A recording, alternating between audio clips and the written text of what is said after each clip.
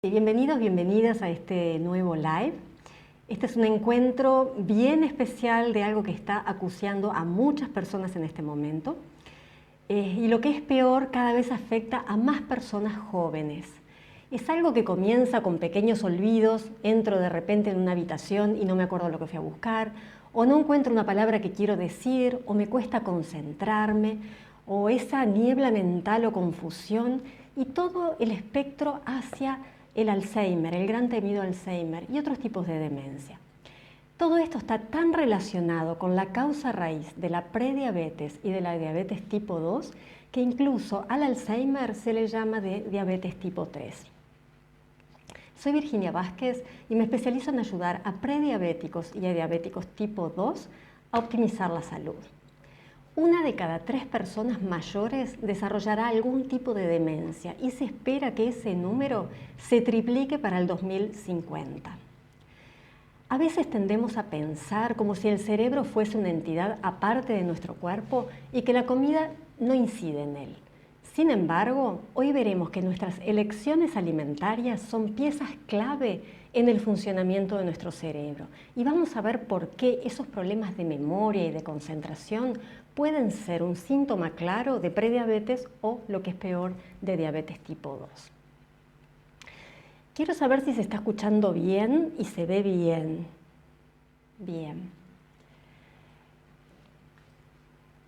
Aunque el cerebro es solo el 2% del peso total de nuestro cuerpo, utiliza el 20% de la energía total.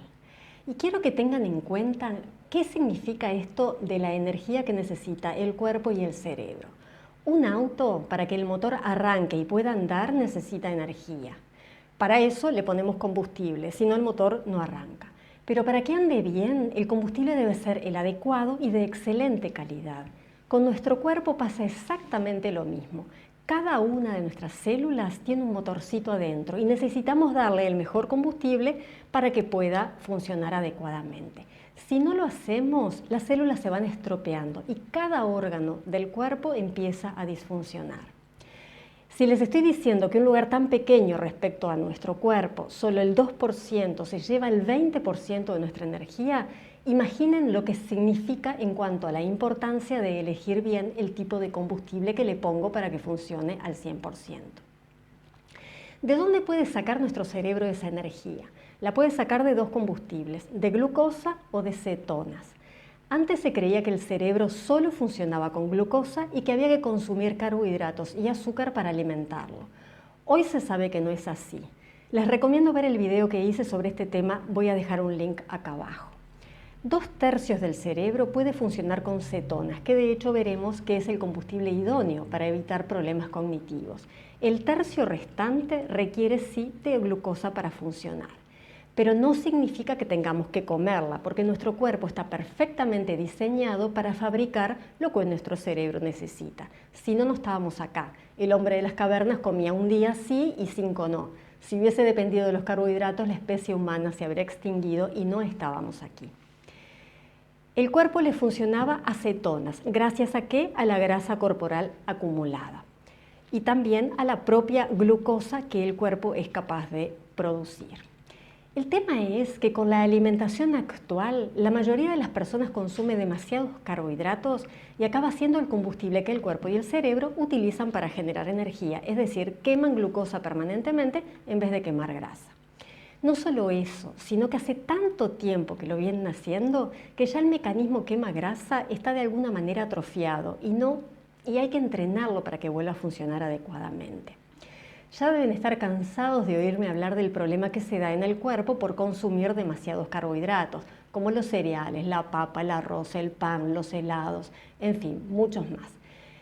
Cada vez que se consumen carbohidratos, sean integrales, lentos, procesados o no, al digerirse se transforman en glucosa para poder pasar a la sangre. Como la glucosa en la sangre es tóxica para el cuerpo, necesita ser sacada lo antes posible de la sangre. Así que secretamos una hormona que se llama insulina, que es la que se encarga de sacar a esa glucosa metiéndola en las células. Una parte de esa glucosa se utiliza para generar energía dentro de las células y lo que sobra va a ser almacenada como glucógeno y como grasa. Cuando se comen demasiados carbohidratos, demasiados azúcares y todo el tiempo se van dando picos de glucosa elevada en la sangre. Eso produce picos elevados de insulina, lo que se llama hiperinsulinemia. Y como se come carbohidratos todo el tiempo, esa insulina se mantiene alta todo el tiempo. Y poco a poco las células, ante tanto exceso, empiezan a decir basta. Se van volviendo resistentes a la insulina. ¿Y eso qué significa? Significa que la glucosa no puede ingresar a las células y empieza a subir el nivel de glucosa en la sangre. Eso va dando lugar a la prediabetes y a la diabetes tipo 2. Es un proceso paulatino que se da a lo largo de muchos años. La hiperinsulinemia y la resistencia a la insulina son la causa fundamental de la prediabetes y de la diabetes tipo 2, así como de muchas enfermedades crónicas metabólicas, desde el síndrome metabólico, el hígado graso, la disfunción eréctil, enfermedades del corazón, hasta el cáncer. Voy a dejar aquí también los links a los videos donde explico todo esto con más detalle. Se llaman Entendiendo la diabetes y la prediabetes. Pero ¿qué hay del cerebro? Antes se creía que todas las células cerebrales podían tomar glucosa directamente de la sangre sin la necesidad de insulina, lo que sí es verdad en parte del cerebro. Pero investigaciones más recientes revelan que varias partes clave del cerebro requieren de insulina para poder transportar la glucosa a las células cerebrales. Esto significa que, así como sucede con el resto del cuerpo, las células cerebrales también pueden volverse resistentes a la insulina. Y si son resistentes, no reciben la glucosa que la insulina les entregaría y acaban por morirse de hambre. Y este es un problema enorme, porque las células que necesitan de la insulina para poder hacer ingresar a la glucosa son las células del hipocampo. Y vamos a ver ahora en una figura donde les muestro dónde está ubicado el hipocampo dentro del cerebro. El hipocampo resulta ser el centro de memoria del cerebro. Es donde tiene lugar el aprendizaje y la memoria y otras cosas también. El problema mayor es que el hipocampo tiene una altísima demanda de glucosa porque crear recuerdos y aprender es un proceso que requiere de mucha energía. Además, el hipocampo es súper sensible al déficit de insulina. Tiene la mayor densidad de receptores de insulina en todo el cerebro. Y otra cosa importante es que es uno de los dos únicos lugares dentro del cerebro donde pueden nacer las neuronas bebé, nuevas células nerviosas. Así que este es un lugar muy especial en el cerebro que es muy activo metabólicamente y que requiere de mucha insulina y requiere de que la glucosa ingrese. Entonces, una situación donde debido a la cantidad enorme de carbohidratos que se consume, hay mucha glucosa circulante, nos genera dos problemas. Por un lado, las células cerebrales del hipocampo no acceden a esa glucosa y se mueren de hambre. Y por otro, la glucosa alta en sí misma es tóxica para las neuronas en una variedad de formas diferentes que vamos a ver un poquito más adelante hoy. Lo más preocupante es que para el momento en que se nota cualquier síntoma cognitivo, cualquier problema de memoria o de concentración a medida que envejecemos, el hipocampo ya se redujo en un 10%, es decir, ya se murieron muchísimas células. Así que esa falta de enfoque, esa niebla mental, el cerebro disperso, la mala memoria e incluso el déficit de atención es muy posible que sea producto de una resistencia a la insulina, una prediabetes no diagnosticada. Lo que preocupa es que cada vez personas más jóvenes, en el entorno de los 30 años, ya tienen escasez de combustible en el cerebro, pero todavía no tienen signos y síntomas de Alzheimer, por ejemplo, porque en ese momento todavía son lo suficientemente jóvenes como para que el cerebro esté compensando. Se cree que la enfermedad de Alzheimer comienza 20 años antes de que aparezcan los síntomas y van apareciendo cambios en el cerebro que son imperceptibles para la persona que los sufre. Solo después de años de cambios cerebrales, las personas experimentan síntomas notables como pérdida de memoria, problemas de lenguaje y ya una niebla mental muy aguda. No hay como una advertencia temprana. Y si la hay, la ignoramos porque no nos damos cuenta de que la niebla mental o los olvidos pueden ser las primeras señales de advertencia de algo más importante y las tomamos en chiste, en broma. El cuerpo es muy sabio y no hace nada con el propósito de perjudicarnos. Por el contrario, todo lo que hace es intentando mantenernos con vida. Incluso la enfermedad de Alzheimer es una respuesta cerebral normal, es una respuesta adecuada. Tal vez tengan algún familiar o algún conocido con Alzheimer y escucharon hablar de las placas de beta-amiloide, que por mucho tiempo se la consideró la culpable del Alzheimer y se la persiguió con drogas durante décadas. Esta proteína beta-amiloide es parte de esa respuesta normal a algo que está agrediendo a las células del cerebro. Incluso resultados de un estudio publicado en la revista Nature Neuroscience muestran que la proteína beta-amiloide es esencial para el correcto funcionamiento del cerebro y que si se elimina del cerebro podría causar problemas en la capacidad de aprendizaje y de la memorización, así como una mayor y más rápida acumulación de placas en la enfermedad de Alzheimer. Esta beta-amiloide es un mecanismo de protección como lo es, por ejemplo, el caso de la fiebre. La fiebre es algo defensivo y útil en el cuerpo. La temperatura central se eleva para combatir algún tipo de patógeno invasor. Pero si la fiebre sube demasiado, entonces la fiebre misma se convierte en un problema. Aunque es un mecanismo de protección, puede volverse peligroso. Lo mismo sucede con el amiloide. Inicialmente es protector, pero si se está acumulando permanentemente y excesivamente y no se va degradando, forma estas placas densas y bloquean la sinapsis, la comunicación entre las neuronas, y ahí sí que es un problema. Pero bueno, todo esto implica que estamos desvalidos frente a toda la situación, que no podemos hacer nada. Muy por el contrario. Vamos a ver ahora los 6 factores más importantes que inciden en el deterioro cognitivo, tanto sea leve, moderado o ya sea el caso de un Alzheimer o otras formas de demencia. ¿Para qué? Para poder prevenir cualquiera de estas patologías y en caso de que ya estemos en un proceso, bueno, poder volver atrás e ir sanando en la medida de lo posible. Entre otras cosas, justo estos factores provocan que el cerebro se defienda de la respuesta amiloide protectora. En la siguiente figura vamos a ver un resumen de cuáles son estos factores, que vamos a profundizar después. El primero es la inflamación. Puede ser debida por la alimentación, por infecciones u otras causas. La carencia de nutrientes o carencia de hormonas u otras moléculas necesarias para poder alimentar al cerebro. La presencia de sustancias tóxicas como metales y biotoxinas. Las biotoxinas son venenos producidos por microorganismos, como puede ser el moho. El estrés, la falta de sueño y la falta de ejercicio. Empecemos ahora por prevenir y reducir la inflamación. Las evidencias de que la inflamación contribuye al deterioro cognitivo y al Alzheimer son abrumadoras. La inflamación puede desencadenarse por lo que comemos, por patógenos, por lastimaduras, por quebraduras, en fin, por varias causas.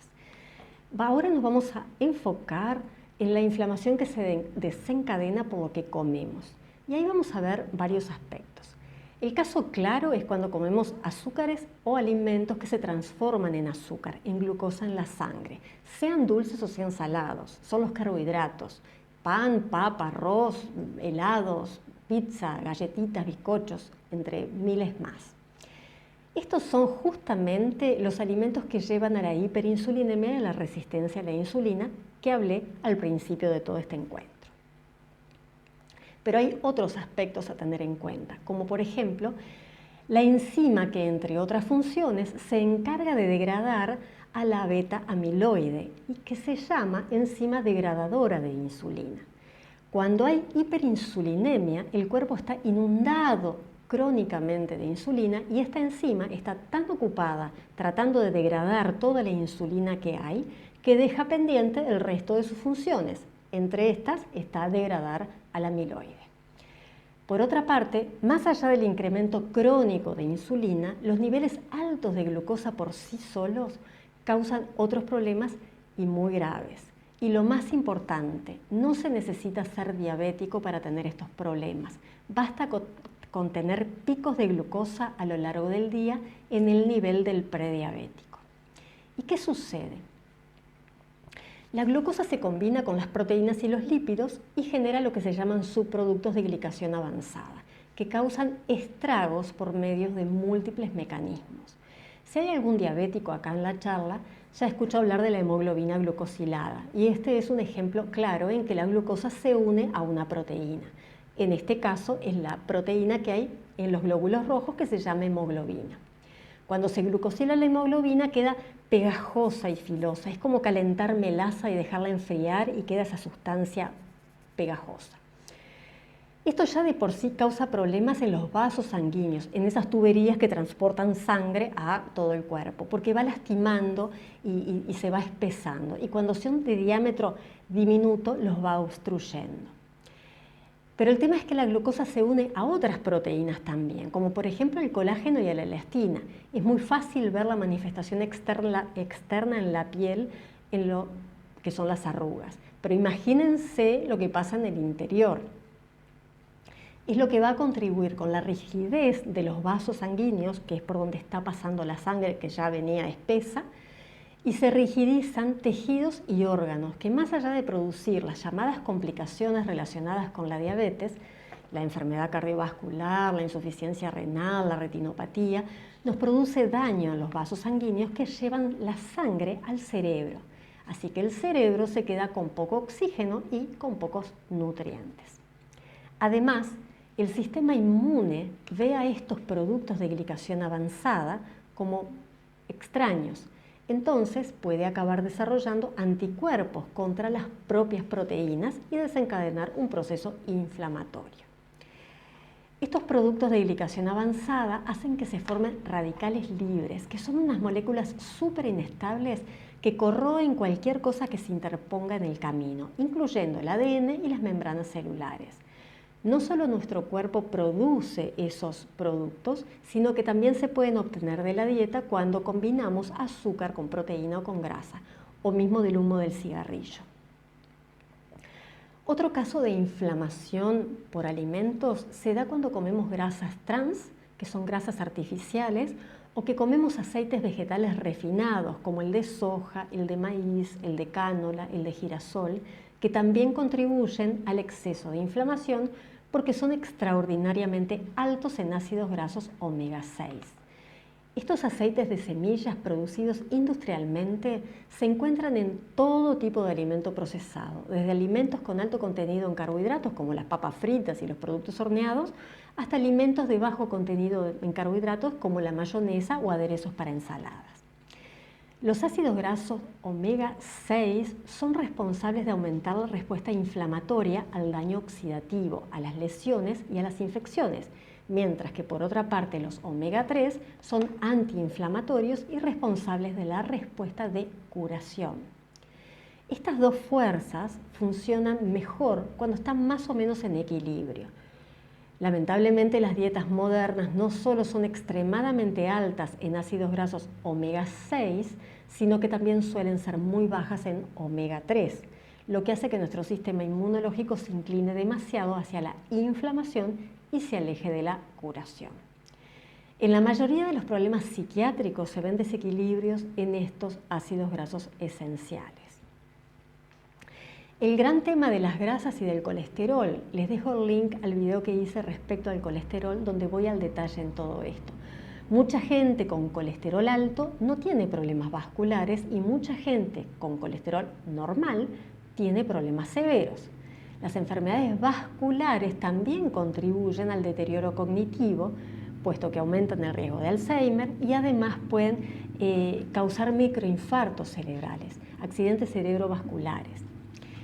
Lo que no se dice es que el colesterol bajo se asocia más con el deterioro cognitivo que el colesterol alto. Cuando el colesterol total desciende a menos de 150, hay más probabilidad de padecer atrofia celular o lo que es igual encogimiento celular. El colesterol es un ingrediente clave de la membrana celular, incluyendo la de las neuronas. Lo que es fundamental y justamente es lo que no queremos tener es lo que se llama colesterol dañado, porque eso es lo que da los verdaderos problemas. Porque no es que el llamado colesterol malo, el LDL, sea malo de por sí. Muy por el contrario, lo necesitamos.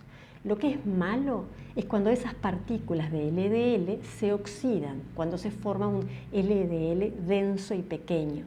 Y se oxida justamente por el consumo de carbohidratos y de azúcar, no por la grasa que consumimos. Cuanta más resistencia a la insulina hay, cuanta más glucosa en sangre hay, más LDL oxidado hay.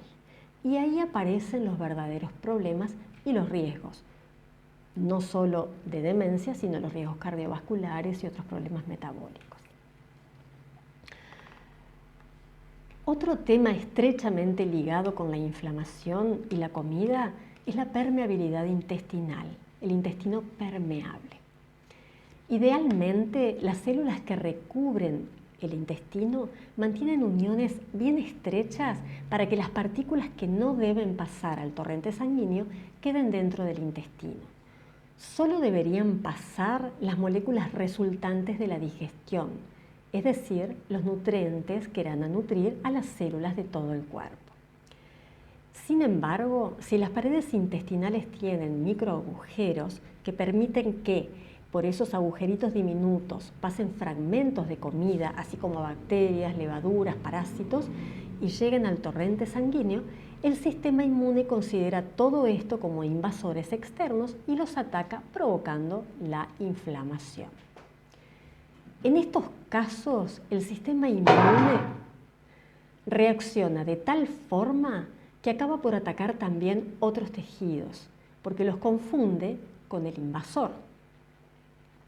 Esto causa afecciones caracterizadas por inflamación persistente de bajo nivel, como fibromialgia, dolores articulares, distensión y dolor abdominal, hasta enfermedades autoinmunes como el Hashimoto, como la diabetes tipo 1, como la artritis reumatoide, el lupus eritematoso, entre otras más.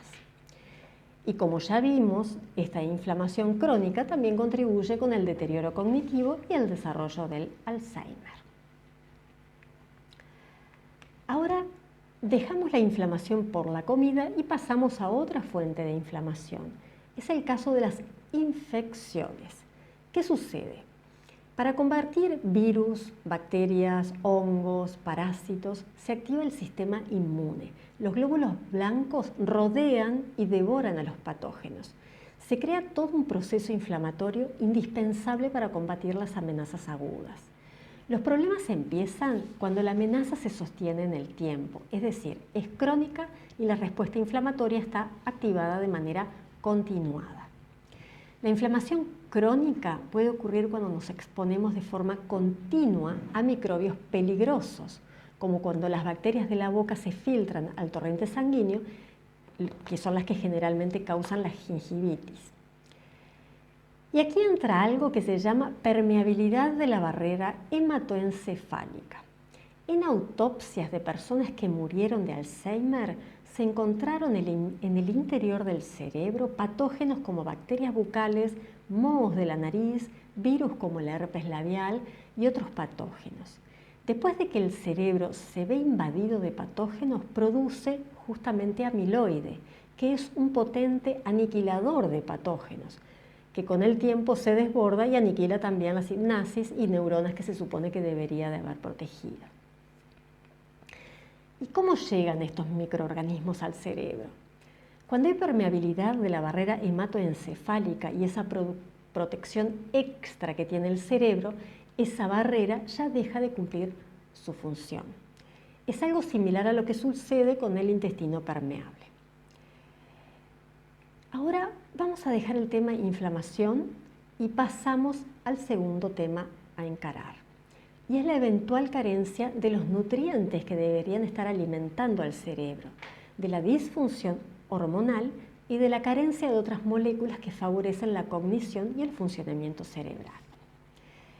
¿Qué cosas hay que tener en cuenta? Se debe chequear si hay carencia de nutrientes como de vitamina D, si hay carencia de grasas omega 3, de vitaminas B, E, de magnesio, de zinc, de selenio y de folato. Y otras más también, pero estas son bien características cuando hay problemas cognitivos. Otra cosa muy importante es la función tiroidea. Es esencial para la buena cognición y para la agilidad mental. Y es una característica común del Alzheimer, el mal funcionamiento de la tiroides. Una forma de medir cómo es que está la tiroides es tomarse la temperatura de mañana. En cuanto nos despertamos y antes de salir de la cama, colocamos el termómetro en la axila por 10 minutos y chequeamos por unos 10 días qué temperatura nos da. Debería darnos entre 36,5 y 36,8 grados. Si es más baja, es probable que la función tiroidea sea baja. Otro problema son las personas que tienen caídas especialmente repentinas en su estradiol. Se aumenta también el riesgo de problemas cognitivos. Y otro factor es la testosterona. Cuanto más baja, más riesgo de Alzheimer.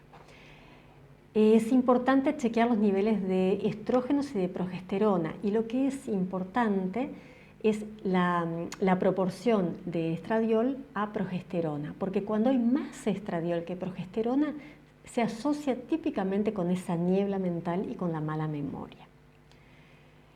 Otro punto, y vamos ahora al tercer punto, es intentar eliminar toxinas. Las toxinas pueden ser desde metales tóxicos, desde micotoxinas producidas por moho y hongos, y medicamentos, por ejemplo. Hay otro tipo de toxinas más, pero vamos a enfocarnos en estas principalmente.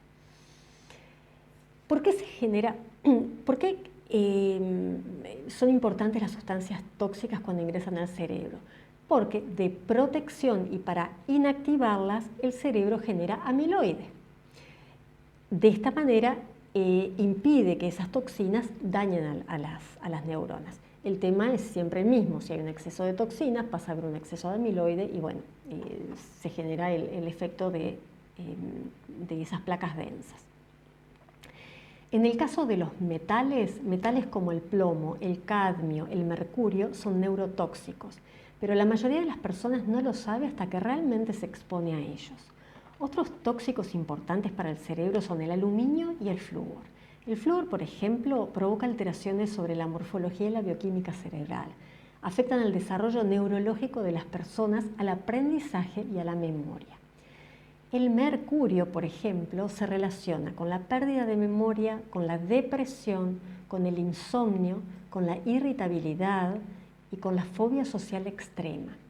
La exposición de mercurio se da, por ejemplo, por las amalgamas, esas antiguas que teníamos en la boca, o a través del pescado contaminado con altos niveles de mercurio.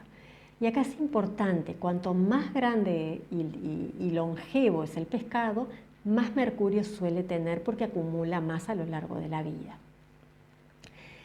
Los pescados más problemáticos son el atún, el pez espada y el tiburón. Son realmente preocupantes y habría que evitarlos.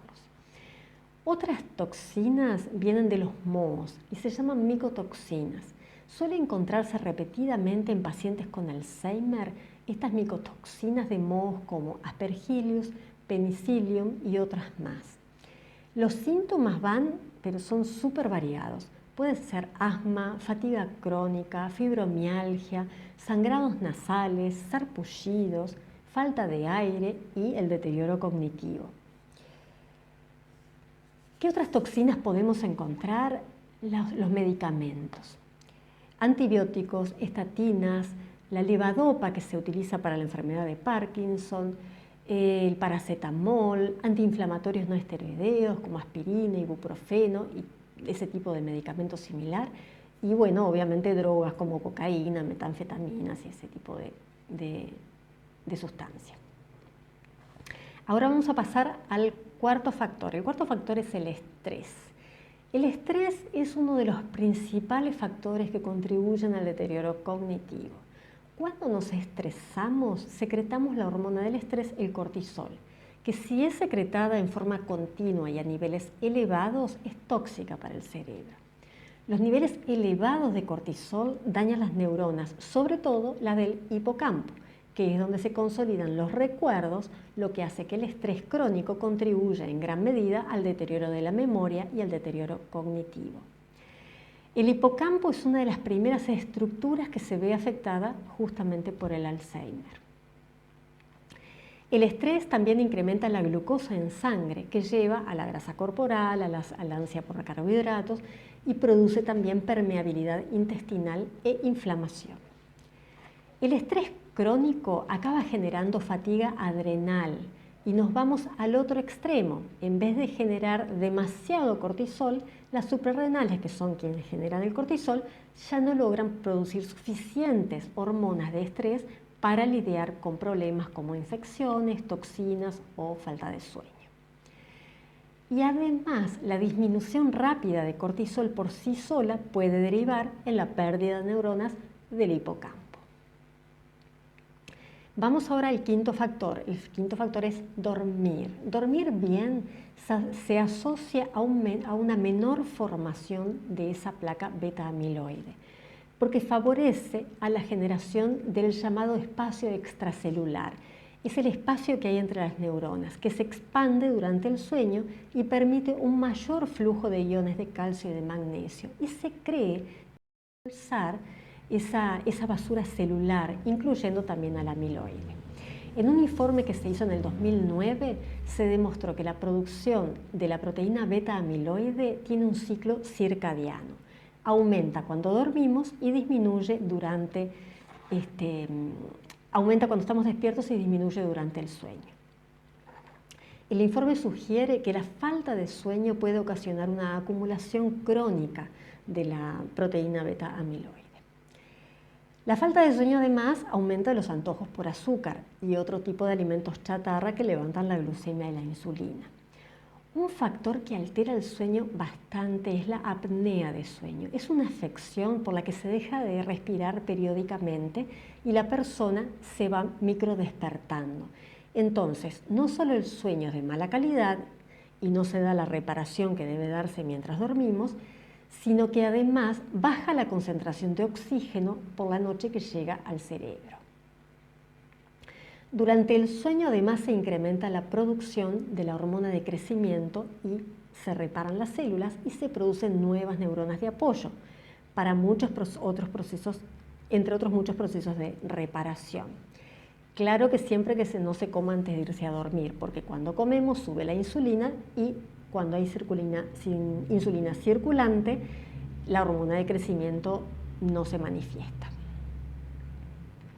Una gran ventaja de dormir es que mientras estamos durmiendo no comemos y ayunar aumenta la sensibilidad a la insulina. Durante el sueño, las neuronas activan algo que se llama autofagia, es decir, se eliminan antiguas proteínas y piezas celulares viejas y dañadas. Una vez que esas antiguas proteínas se degradan en componentes de aminoácidos, el cuerpo ahí decide si se eliminan por los riñones como residuos o se retienen para producir nuevas proteínas. Sin la autofagia, las células empiezan a acumularse y a disfuncionar. De nuevo, insisto, todos estos procesos se dan si evitamos comer antes de irnos a dormir, si no, no hay autofagia. El sexto punto es la falta de ejercicio. La función cerebral se enlentece cuando somos sedentarios durante mucho tiempo, porque recibe menos sangre fresca y oxígeno, que son necesarios para desencadenar la liberación de sustancias químicas que favorecen al cerebro y además mejoran el estado de ánimo. El ejercicio tiene varias ventajas. Ayuda a favorecer la cetosis, incrementa el tamaño del hipocampo, esa región clave para la memoria que se encoge con la resistencia a la insulina, mejora la función vascular, lo cual es esencial para la salud neuronal y sináptica, disminuye el estrés, uno de los grandes detonantes de la inflamación que promueve el Alzheimer, mejora el sueño, algo esencial para la salud cognitiva, e incrementa la formación de neuronas nuevas que se crean en el cerebro a través de un proceso llamado neurogénesis. Además, parece que el ejercicio puede desencadenar un cambio en la forma en que se metaboliza la proteína precursora amiloide. ¿Qué hace esto? Ayuda a enlentecer la aparición y la progresión de la enfermedad de Alzheimer. Y bueno, y ahora con todo esto que les conté que está sucediendo, ¿qué podemos hacer? ¿Qué herramientas podemos incorporar? Aquí vamos entonces a las 6 claves que necesitamos incorporar para evitar la niebla mental y todos los problemas cognitivos. La primera herramienta y la más poderosa es abordar la alimentación. Necesitamos sanar la hiperinsulinemia y la resistencia a la insulina, que además de ser la causa principal de la diabetes tipo 2, de la prediabetes y del resto de las enfermedades metabólicas, es clave para evitar el deterioro cognitivo y el Alzheimer. Cuando nuestras células cerebrales son resistentes a la insulina, necesitamos una alimentación que nutra al cerebro con otro combustible, que por cierto es más eficiente. ¿Y cuál es ese combustible? Las cetonas. Cuando la ingesta de carbohidratos es suficientemente baja y la ingesta de proteínas y de grasas es adecuada, los niveles de glucosa en sangre y en el cerebro generalmente se estabilizan en un rango saludable. Si los niveles de insulina son lo suficientemente bajos, el cuerpo pasa de quemar principalmente azúcar a quemar principalmente grasa. Ese cambio es el que se llama cetosis, porque la grasa se descompone en ácidos grasos y cetonas, que se liberan a la sangre para servir como fuentes de combustible para las células hambrientas. Aunque la mayoría de las células del cuerpo pueden quemar ácidos grasos, las células cerebrales no están equipadas para ello. Entonces queman cetonas en su lugar. Las cetonas son una excelente fuente de combustible para el cerebro. Se queman en forma mucho más limpia y eficiente que la glucosa, con mucha menos oxidación e inflamación. Generan hasta un 40% menos de radicales libres que la glucosa. Cuantas más cetonas tengamos en sangre, más altos serán los niveles de cetonas en el cerebro y más cetonas podrán absorber y usar las células cerebrales para obtener energía. Como ventaja adicional, resulta que las cetonas se queman maravillosamente bien en un entorno con bajo contenido de insulina, lo que las convierte en una fuente de combustible ideal para un cerebro resistente a la insulina. Necesitamos entonces lograr pasar de un estado de quema de carbohidratos y resistencia a la insulina a un estado de quema de grasas y de sensibilidad a la insulina. ¿Y cuáles son las recomendaciones para promover esa cetosis? Reducir al mínimo los carbohidratos como azúcar, pan, papa, arroz, refrescos, alcohol, dulces, pizza y alimentos procesados, jugos de fruta, frutos con alto índice glucémico. Necesitamos aumentar la ingesta de grasas buenas, como de palta, de frutos secos, de aceituna, de aceite de coco y aceite de oliva primera prensa en frío, de grasas omega 3 provenientes, por ejemplo, del aceite de krill o de algas. Necesitamos incluir verduras sin almidón. Estas verduras son las hojas verdes, las crucíferas, los zapallitos, los zucchinis, los tomates, los rabanitos y muchas más. Necesitamos incluir especias antiinflamatorias como la cúrcuma, el jengibre, la canela, el clavo, el tomillo. Necesitamos incluir proteínas limpias, es decir, si van a comer pescado, que sean grasos y pequeños, que no hayan acumulado ni metales ni microplástico. Así que y también evitar los pescados de criadero. El salmón en otros países se puede encontrar salmón salvaje. Acá en Uruguay no es una buena opción porque viene de criadero. Lo que se puede elegir, por ejemplo, son pescados pequeños como anchoas, sardinas o arenques. Si se consume carne, hay que intentar que sea de pasturas y no de cría intensiva. Y siempre tener en cuenta que la carne es una guarnición, no el plato fuerte. En el caso de consumir pollo, que no sean los comerciales, que están cargados de antibióticos, de hormonas y alimentados a granos que son súper tóxicos. Otro consejo es intentar ayunar por lo menos 12 horas entre la última comida del día y la primera comida de la mañana, ideal más. Un beneficio importante de ayunar entre 12 y 16 horas es que se promueve la autofagia. Entonces, las células, incluidas las neuronas, reciclan componentes y destruyen proteínas y mitocondrias dañadas. Y esto es súper bueno para la renovación celular. Ayunar también agota las reservas de glucógeno, que es la forma en que se almacena glucosa en el hígado para ser usada. Así que si agotamos las reservas de glucógeno, favorecemos que se desencadene la cetosis. Otro consejo es evitar comer más de 3 veces por día, evitar los snacks. Evitar comer también 3 horas antes de irse a dormir, porque si comemos antes de irnos a dormir, suben los niveles de insulina y no solo contribuye a la resistencia a la insulina, sino que inhibe a la melatonina y a la hormona de crecimiento, que son las que favorecen el sueño, la función inmunitaria, además de los procesos de reparación. Y lo ideal también es cuando vamos a romper el ayuno en la mañana, sea con agua sin hielo, con unas gotas de limón, que es una bebida desintoxicante.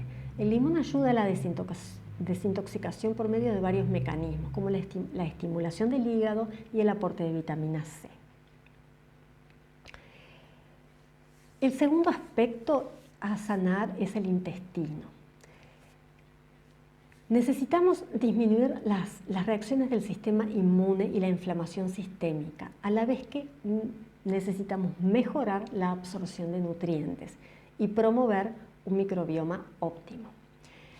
Es una táctica clave para prevenir y revertir el deterioro cognitivo. ¿Y qué aconsejo para esto?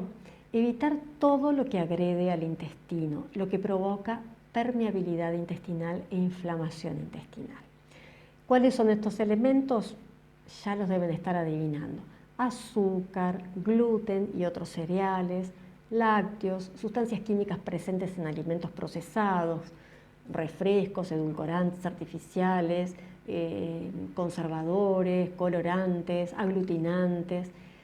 Evitar los herbicidas como el glifosato, pesticidas, alimentos transgénicos, alcohol, antibióticos, antiinflamatorios. Y evitar el estrés, como ya dije, entre otras cosas. ¿Cuál va a ser la tercera clave? Minimizar la exposición a las toxinas. Elegir productos en la medida que se pueda, elegir productos orgánicos para reducir pesticidas, fungicidas y productos transgénicos. Así que siempre a la hora de comprar, si hay una versión orgánica de eso que voy a comprar, elegirla. Cuidar el tema de moho, cuando hay hongo en casa o en el auto, tratar de solucionar ese problema. Evitar los productos procesados con conservantes, colorantes y aromatizantes. Evitar los maquillajes y desodorantes o cremas y jabones comerciales. Verificar si hay amalgamas en la boca y si hay, sería bueno sustituirlas. Evitar las pastas de dientes con flúor, el agua con flúor, la sal fluorada. Ahora vamos a pasar al cuarto punto, a la cuarta clave, y es incluir estrategias para bajar el estrés. La mejor forma de hacerlo va a depender de cada persona. Para muchos, la meditación, las técnicas de respiración, el tai chi o el yoga son de mucha ayuda para reducir el estrés. Incluso hay estudios que muestran que quienes practican meditación con regularidad experimentan incrementos en el volumen del hipocampo. Otras cosas que se pueden hacer para aliviar el estrés son sesiones de masaje, reírse, la música y bueno, el ejercicio y el movimiento. También estaría bueno evitar aquellas cosas que a veces tomamos en exceso y fomentan el nivel de estrés, como el mate y la cafeína. También pasa lo mismo con el alcohol. ¿Cuál es la quinta clave? Dormir. Necesitamos dormir bien y aquí voy a dejar los links a los 2 videos que hablo de las estrategias para lograr dormir bien. Y la última clave es incluir rutina de ejercicios, que no implica matarse haciendo ejercicio. Lo importante es estar activos durante el día, evitar estar sentado hora tras hora. Una forma de ponernos en actividad por lo menos una vez por hora o una alarmita en el reloj o en el teléfono. Así nos recuerda levantarnos de la silla y hacer algún tipo de movimiento de estiramiento. Para la salud del cerebro y la memoria, la mayoría de los estudios hasta la fecha y todos los experimentos con animales que se han realizado encontraron que lo ideal son las actividades aeróbicas, caminar, andar en bicicleta, correr u otras, al menos 5 días a la semana y durante por lo menos 20 minutos por sesión. Ahora, como conclusión, vamos a ver en la siguiente figura un resumen de estas 6 claves para poder mejorar nuestra memoria y despejar la niebla mental y evitar problemas más serios como el Alzheimer u otro tipo de demencia. La primera es una alimentación antiinflamatoria que reduzca los niveles de insulina y de glucosa en la sangre. De esta manera vamos a favorecer la cetosis. Necesitamos evitar alimentos que dejen al intestino permeable. Necesitamos reducir nuestra exposición a tóxicos. Necesitamos disminuir el estrés. Necesitamos dormir bien y hacer ejercicio. Estas 6 claves son todas importantes. Sin embargo, si el punto número 1, es decir, si la causa raíz es la hiperinsulinemia y la resistencia a la insulina y no se aborda, es muy difícil poder evitar los problemas cognitivos, los problemas de memoria, los problemas de niebla mental, hasta los más graves como el Alzheimer. Y diría yo que otros tipos de demencia también, como el Parkinson. Hace poco leí un artículo donde un médico lo colocaba como la diabetes tipo 4. Cuando estos síntomas mentales son causados por la hiperinsulinemia y la resistencia a la insulina, que en general es la principal causa raíz, es una alerta de que ya estamos en un estado de prediabetes. Incluso, en algún caso, ya puede ser síntoma de diabetes tipo 2. Como ya compartí en otras oportunidades, y lo vemos ahora en la figura que comparto, de 10 personas con prediabetes hay solamente una que sabe que lo es. Y de 2 personas con diabetes hay solo una que sabe que lo es. Entonces, sabiendo que los problemas cognitivos pueden ser síntoma de cualquiera de estas dolencias, merece la pena confirmarlo o descartarlo para poder actuar en consecuencia. Estoy elaborando un quiz para que puedan descargar y autoevaluarse, que en función de las respuestas les va a dar una idea de en qué punto están al día de hoy para saber si necesitan ir al médico y pedir un chequeo completo para confirmar lo que sea que les dé.